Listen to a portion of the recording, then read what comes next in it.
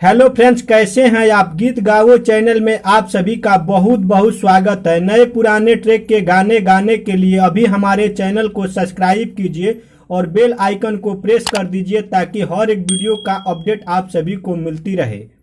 दोस्तों, आज मैं आप सभी के लिए बहुत ही बेहतरीन सॉन्ग लेकर आया हूं जो कि आप सभी को बहुत ही पसंद आएगा और इस सॉन्ग को कोई भी सिंगर गा सकता है। यह सॉन्ग आप सभी के लिए बिल्कुल फ्री है। तो चलिए शुरू करते हैं।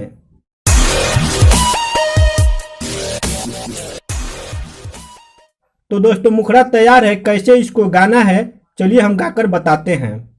शीशा नियन दिल हमार काहे तोड़ी दिहलू हो,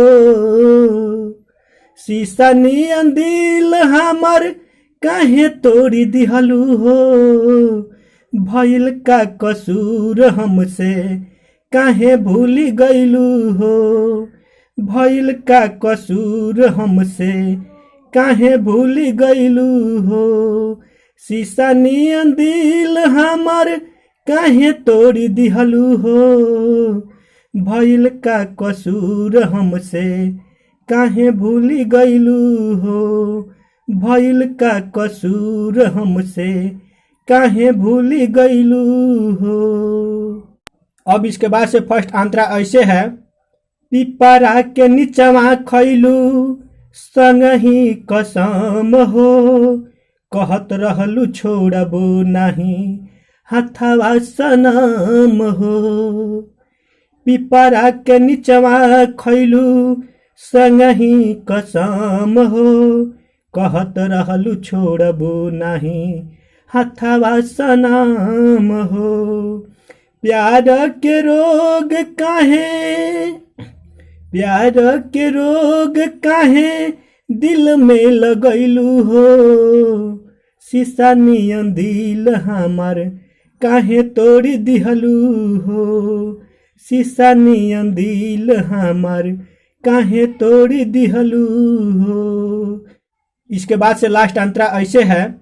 कुह के करे जा हमार रात दिन रोई, पल पल याद आवे कबहू न सोई, कुह के करे जा हमार रात दिन रोई, पल पल याद आवे कबहू न सोई, अवध लाल गुडू के संगे, अवध लाल गुडू के संगे काहे धोखा कैलू हो, शीशा नियन दिल हमार काहे तोड़ी दिहलू हो, भइल का कसूर कौन हमके भूली गईलू हो, शीशा नियन दिल हमार काहे तोड़ी दिहलू हो, भइल का कसूर हमसे काहे भूली गईलू